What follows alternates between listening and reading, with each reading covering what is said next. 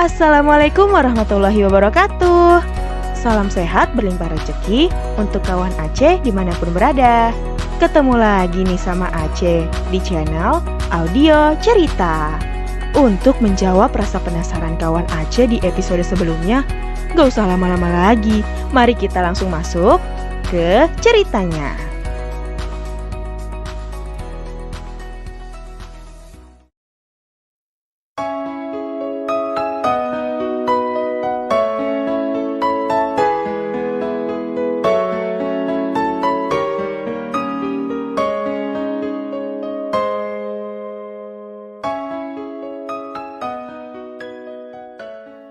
Sudut pandang author. 8 jam yang lalu, Pak Ismo dan istrinya termangu melihat menantunya berlari menuju kamarnya. Mereka tak bisa menghentikan langkah kaki istri anak pertamanya itu.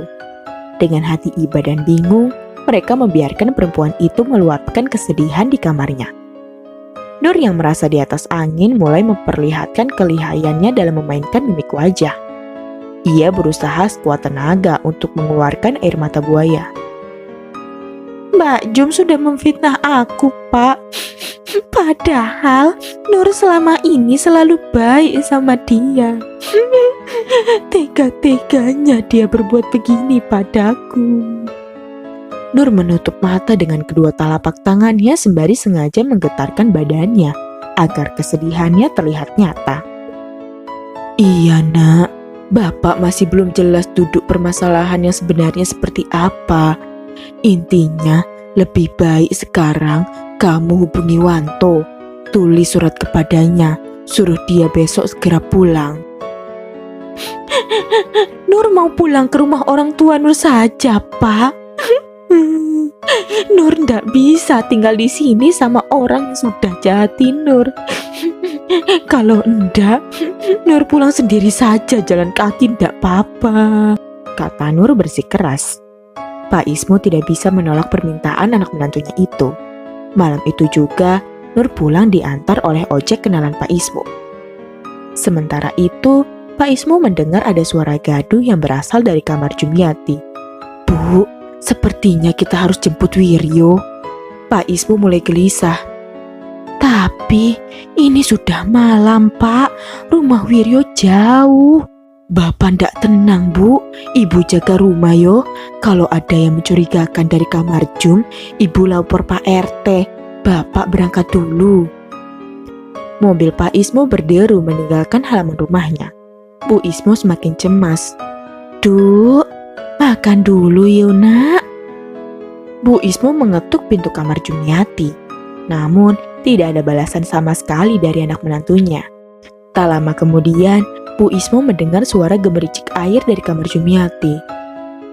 Oh, mungkin Jum sedang mandi, pikir Bu Ismo.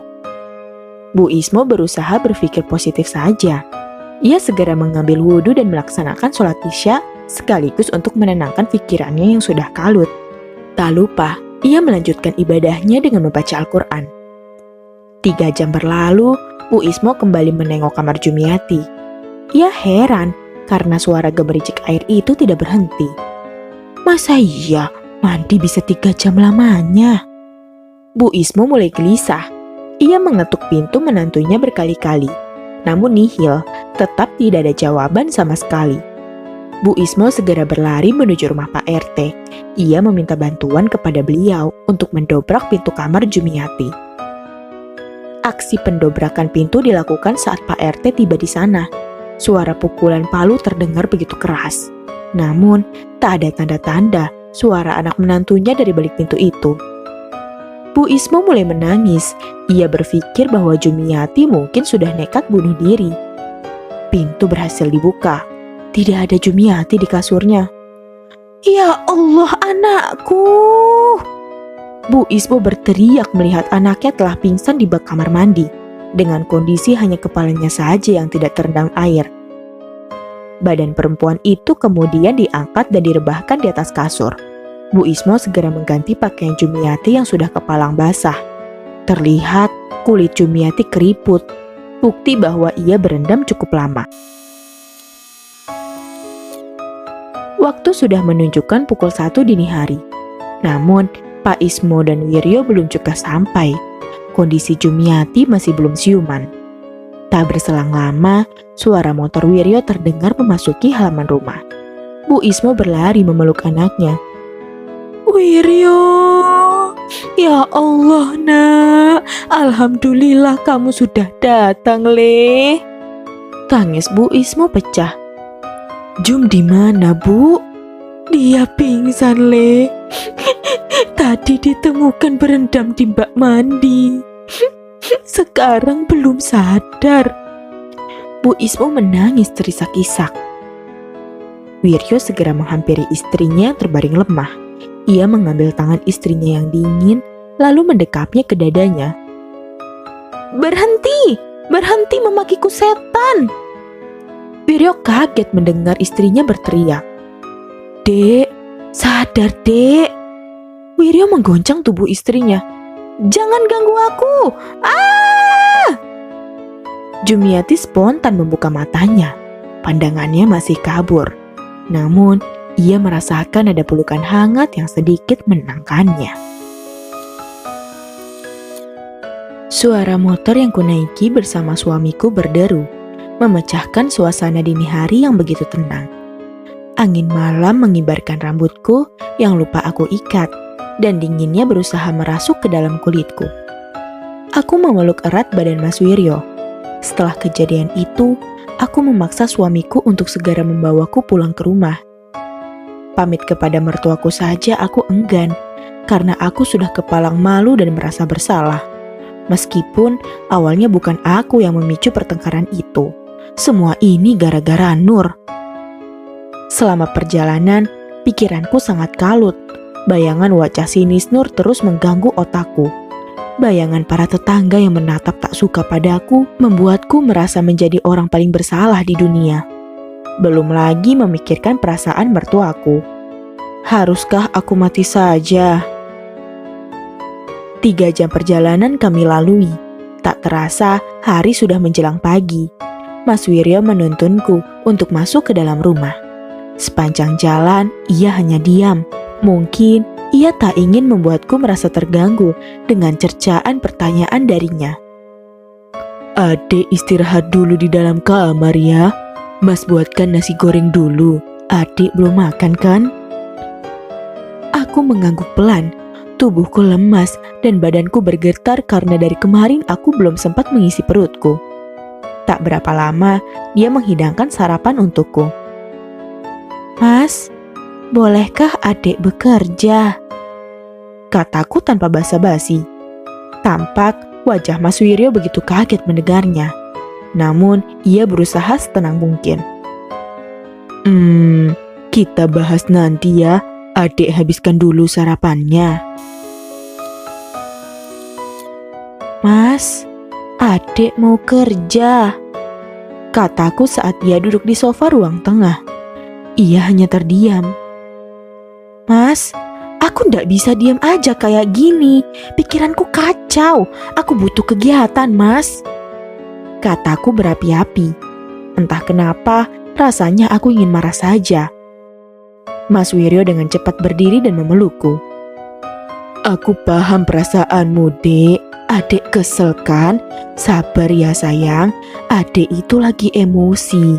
Selama ini, Mas kerja untuk siapa kalau bukan untuk Dek Jum? Adik minta apa? Pasti Mas turuti. Tapi tolong, mengerti perasaan Mas. Apakah selama ini kurang apa yang Mas kasih untuk adik? Seketika, tangisku pecah membasahi bajunya. Aku benci hidup, Mas. Ini semua gak adil. Aku kurang baik apa? Jum kurang nurut bagaimana? Tuhan ambil hidup mama, Tuhan juga ambil nyawa anakku. Dan sekarang aku harus merasakan hinaan dari hal yang tidak pernah aku lakukan. Aku harus gimana? Aku terus meracau di depan suamiku. Aku meluapkan kekesalan ini padanya. Aku benci pada hidupku. Iya sayang, Mas ngerti. Adik tenang ya. Mas janji, Mas ndak akan ngecewain adik. Mas akan segera cari solusi. Kata-katanya membuatku sedikit tenang. Mungkin aku egois, tapi jiwaku benar-benar sedang kacau. Saat aku sudah mulai berdamai pada diriku untuk mengikhlaskan dua orang berharga yang kini telah tiada, tiba-tiba ada wanita biadab yang kian membuat jiwaku terpuruk. Sudut pandang autor. Malam sebelum Jumiati dan Wiryo pulang, Wiryo menghampiri ibu dan ayahnya yang sedang gelisah di kamarnya. "Le, keadaan Jum bagaimana?" tanya Pak Ismo dengan wajah cemas. "Alhamdulillah sudah sadar, Pak. Hanya saja ia masih syok," ujar Wiryo. Pak, Bu, sebenarnya Jum minta pulang dini hari juga. Sekarang ia masih mengemasi pakaiannya," kata Wiryo ragu-ragu. Mendengar hal itu, wajah orang tua Wiryo terlihat sangat khawatir. "Maafkan Bapak dan Ibu, Le. Kami tidak bisa jaga Jum dengan baik. Ibu jadi merasa bersalah dengan almarhumah ibunya." Bu Ismo tidak bisa menahan tangisnya. "Tenang, Pak, Bu. Tidak usah khawatir. Saya akan mencoba berbicara dengan Jum pelan-pelan. Siapa tahu nanti dia mau menceritakan semuanya. Bolehkah saya minta tolong, Bu?" Apa itu, Le?" jawab Bu Ismo. "Selagi saya berusaha menenangkan Jum, tolong Ibu dan Bapak cari-cari informasi mengenai Nur dan Jum selama tinggal di sini ke para tetangga. Saya yakin Bapak dan Ibu juga masih bingung akan duduk permasalahan yang sebenarnya, kan?" "Iya, Le. Kami janji selama masalah ini belum selesai, Ibu dan Bapak ikut tidak tenang," kata Bu Ismo meyakinkan anaknya. "Saya pamit ya, Pak, Bu.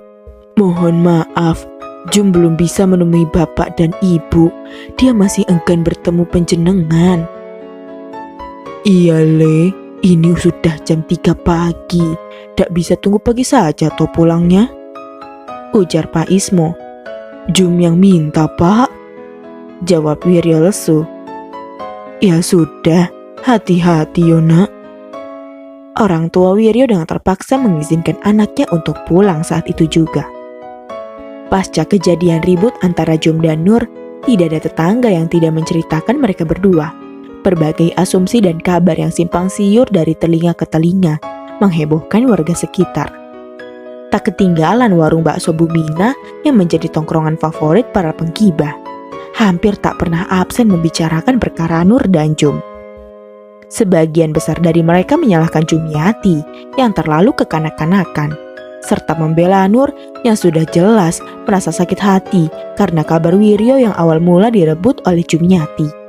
Selain itu, perkara kematian anak dan ibu Jumiati yang dipicu oleh perbuatan salah Jumiati sendiri juga menjadi bahan gosip. Sehingga nama Jumiati kini dicap warga sebagai wanita yang tidak tahu diri. Suatu ketika, Pak Ismo dan Bu Ismo masih berdiskusi mengenai anak menantunya di ruang tamu. Pekerjaan penting yang menanti di dalam usahanya terpaksa harus dipindah tangankan kepada karyawan untuk sementara waktu, agar masalah ini segera selesai. Sementara itu, ada langkah kaki yang diam-diam berjalan menuju halaman rumah Pak Ismo. Ia menatap ke kiri dan ke kanan untuk memastikan agar tidak ada orang yang melihatnya. "Assalamualaikum." Ia mengetuk rumah Pak Ismo dengan tangan bergetar. "Waalaikumsalam." Bu Ismo segera menuju pintu ruang tamu untuk menemui seseorang pemberi salam itu.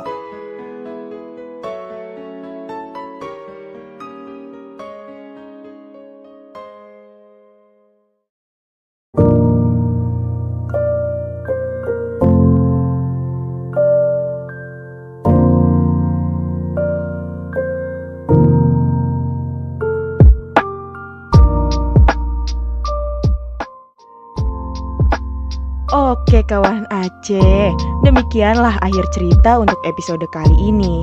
Gimana nih menurut kawan Aceh? Bagian mana yang ceritanya seru untuk kita bahas bersama? Yuk tinggalin keseruannya di kolom komentar ya. Buat yang masih penasaran sama kelanjutan ceritanya, kasih jempolnya dulu dong, biar Aceh makin cepat update-nya lagi. Salam sehat berlimpah rezeki untuk kawan Aceh semuanya ya. Sampai ketemu di episode berikutnya. Bye-bye.